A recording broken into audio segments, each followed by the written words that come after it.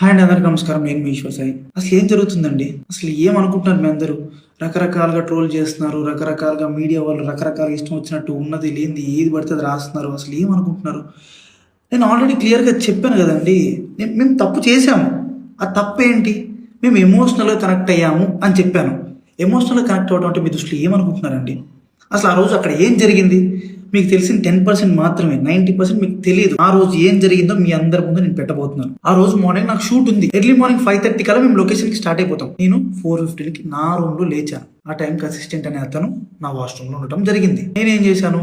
నేను మాధురి రూమ్‌కి washroom use చేసుకోవడానికి నేను వెళ్ళాను ఆ టైంకి. నాకు మాధురికి ఆ లీనియన్స్ ఉంది. మీకు ఆల్రెడీ చెప్పాను కదా, మేము ఎమోషనల్‌గా కనెక్ట్ అయ్యామని చెప్పి.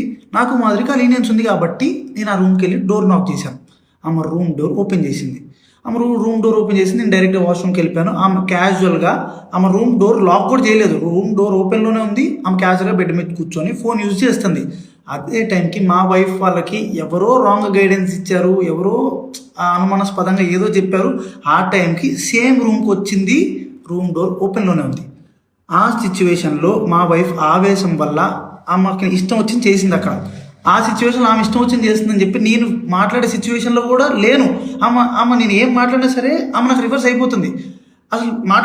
అసలు స్కోప్ కూడా ఇవ్వట్లేదు, మాట్లాడే గ్యాప్ కూడా ఇవ్వట్లేదు. ఆమె ఆవేశంలో ఏదేదో చేస్తుంది. ఆమె అనుకున్న రకరకాల వీడియోలు తీస్తున్నారు, రకరకాల బూతులు. మా వైఫ్కి ప్రీవియస్గానే నా మీద చాలా అనుమానం ఉంది. అక్కడికి వచ్చే టైంకి ఆ సిచ్యువేషన్లో ఇదంతా చూసేటప్పటికి ఆమె అనుమానం నిజమైంది అని ఆమె అనుకుంది. ఈలోపు ఆ వెనకున్న వ్యక్తులు ఎవరైతే ఉన్నారో ఆ విషయాలని అతను ఎవరో నాకు కూడా తెలియదు. వెనకున్న వ్యక్తులు అసభ్యకరంగా మాట్లాడటం నేను అప్పటికి ఆమెకు చెప్తున్నాను, ఆపుతున్నాను. గొడవలు కాదు, కొట్టుకండి, కూర్చొని మాట్లాడుకుందాం అని క్లియర్గా నా భార్యకి నేను సంజాయిషి చెప్పడానికి ట్రై చేస్తున్నా కూడా ఆమె వినే పరిస్థితిలో లేదు. నేను ఒక్క మాట మాట్లాడుతుంటే ఆమె 4 దెబ్బలు కొట్టేటట్టుగా ఉంది. ఆ వైఫ్ ఏం జరిగింది నన్ను పట్టుకొని కొట్టి అడుగుతున్నా సరే నేను కామ్గా ఉండటానికి రీజన్ అక్కడ వాళ్ళందరూ వీడియోస్ తీస్తున్నారు. నేను ఏం చెప్తే ఏ రకంగా పోర్ట్రే అయ్యిద్దో తెలియదు. ఎక్స్ప్లెనేషన్ ఇవ్వడానికి నాకు స్కోప్ కూడా ఇవ్వలేదు. ఆల్రెడీ మీకు చెప్తున్నాను కదండి, మేమిద్దరం కనెక్ట్ అయ్యి జస్ట్ 2.5 months అయిందని చెప్తున్నాను. మా మధ్య ఒకరికి లీనియన్స్ ఉంది తప్పితే అంతవరకు వెళ్ళే లీనియన్స్, అంతవరకు వెళ్ళే ర్యాప్ మా ఇద్దరి మధ్యలో లేదు. మేము ఇమోషనల్గా కనెక్ట్ అయ్యాం, ఇమోషనల్గా మాట్లాడుకుంటాం అంతే తప్పితే మేము అంత దూరం మేము ఎప్పుడు వెళ్ళాలని కూడా మేము ఎప్పుడు అనుకోలేదు. అలాంటి క్యారెక్టర్ ఆ అమ్మాయి అస్సలు కాదండి. అమ్మాయి చాలా రెస్పాన్సిబుల్ పర్సన్. అమ్మాయి ఫ్యామిలీని అంతా పోషించుకోవడానికి చాలా కష్టపడుతుంది. నేను ఎప్పటి నుంచో కొన్ని 4-5 years నుంచి అమ్మాయిని నేను చూస్తున్నాను. ఇదే విషయాన్ని నేను మీ అందరికి ఇంటర్వ్యూలో చెప్దాం అనుకున్నాను, కానీ మా లీగల్ అడ్వైస్ ప్రకారం నేను ఎంతవరకు చెప్పాలో అంతవరకే చెప్పాను.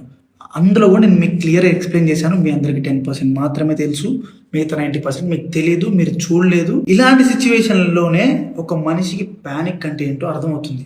ఆ సిచ్యువేషన్లో ఏం మాట్లాడితే ఎవరు ఎట్లా రిసీవ్ చేసుకుంటారు అనేది తెలియదు. నేను చాలా క్లియర్గా చెప్తున్నానండి, మా ఇద్దరి మధ్యలో ఎమోషనల్ బాండింగ్ తప్ప అంతకు మించి ఏం లేదు, ఏం జరగలేదు. నేను ఒక ఇల్లీగల్ రిలేషన్షిప్ అని దేనికని చెప్తున్నాను అంటే, ఒక పెళ్ళైన అబ్బాయి ఒక అమ్మాయితో ఎమోషనల్ కనెక్ట్ అవ్వటం అనేది కూడా ఇల్లీగల్ రిలేషన్షిప్ అనే పేరు, అక్రమ సంబంధం అనే పేరుతో నాకున్న సిచ్యువేషన్లో నాకు ఆ పదాలు తప్పితే నాకు వేరే ఏం రాలేదు. నాకు ఉన్న డిప్రెషన్కి. అమ్మ మాధురి, నీకు నా తరపు నుంచి, నా భార్య తరపు నుంచి, నా భార్య వెనుకున్న వాళ్ళ తరపు నుంచి నీకు క్షమాపణ కోరుకుంటున్నాను. నీకు సారీ, ప్లీజ్ అర్థం చేసుకో ప్లీజ్. వాళ్ళకి ఏం తెలియకుండా వాళ్ళ నోటికి వచ్చినట్టు మాట్లాడినందుకు, వాళ్ళు వీడియో అప్లోడ్ చేసినందుకు, నీ మీద చేసుకున్నందుకు నేనైతే సారీ చెప్తున్నాను. సారీ. నీకు జరిగిన నష్టానికి మీరు ఏ శిక్ష చేసినా నేను అనుభవించడానికి రెడీగా ఉన్నాను. సో ఇంకా మీడియా పీపుల్ అందరికీ అండ్ మేమర్స్కి, ఇన్ఫ్లుయెన్సర్స్కి, ఇన్స్టా వాడుతున్న ఎవరెవరో కూడా రియాక్ట్ అయిన వాళ్ళందరికీ ఇంతటితో ఆపేయండి ప్లీజ్. మా లైఫ్ చాలా డిస్టర్బెన్స్ అయిపోయింది మీ వలన. ప్లీజ్ ఇంతటితో ఆపేయండి. పదే చెప్తున్నా, మేము చేసిన తప్పు ఎమోషనల్గా కనెక్ట్ అవ్వటం. ఆ ఒక్కటి తప్పు వల్లనే మీరు రకరకాలుగా పోర్ట్రే చేశారు, రకరకాలుగా జనాల్లో కన్వే చేసేసారు. ఇంతటితో ఆపేయండి ప్లీజ్.